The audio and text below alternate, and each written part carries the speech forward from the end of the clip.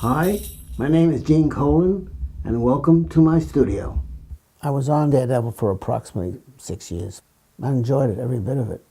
It was getting to the point, though, where it was getting very difficult to keep choreographing the same fight scenes and have them look different. And sometimes I would bring it up to Stan, why are there so many fights in all these stories? Why can't we get away from it? He says, because this is what the fans really want to see.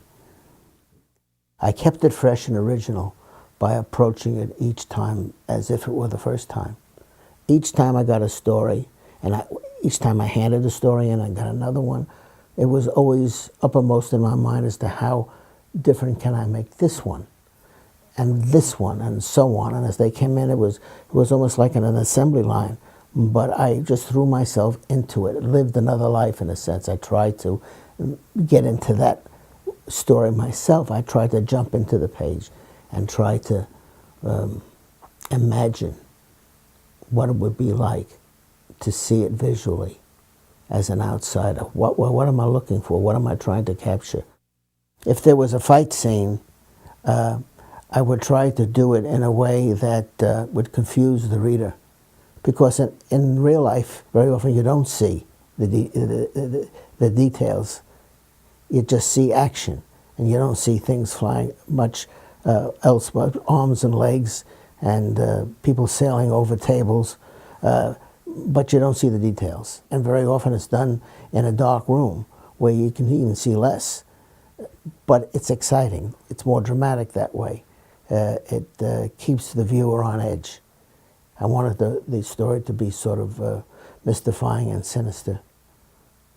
I was working for the older crowd, and I probably didn't know it. I was really working for myself. I had such a good time doing what I wanted to do and telling a story the way I wanted to tell it. I didn't want to tell it the simplest way. I wanted to be confusing, and I wanted to be complex, and I wanted the reader to think about it a little bit, take it seriously, even though it's not a thing to take seriously, but I wanted them to take it seriously, because I took it seriously. You have to really love what you're doing, above and beyond anything else.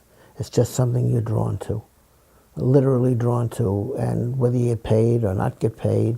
And for anyone that wants to study art or go into art as a profession, if they're not passionate about it, the chances are they're not going to be that successful about it either. My feeling about what I'm doing, the love that I have for it, how dramatic and how believable I want to make it to the readers, gets right into the artwork. It's an unconscious thing. And that's how a style, I believe, is developed too. That's an unconscious thing. When you have developed a style, it's as recognizable as your handwriting. Same thing. But to be successful in art or any other field, you have to really love it and be totally devoted to it. Unfortunately, especially in my business, a family life is missed. It's a sad thing, but you're not really with your family that much. You're married to your art. And I have some regrets about that, and there's nothing I can do about it. I did the best that I could, but my art seemed to come ahead of everything. Maybe that's what makes for the artist. And it meant nothing to me to stay up until, say, 3 or 4 in the morning to complete what I had to complete until it was right. Artists are very self-centered people. They love what they do to the exclusion of just about everything else. They kind of live in a bubble, at least the comic book artists do. I can't continue the same pace. I'm 76 now, and I just can't keep up with it. I don't have that kind of energy, but I still do it. I love doing it, and whenever I can, I do. But I'm trying to make up for the things that I didn't do also.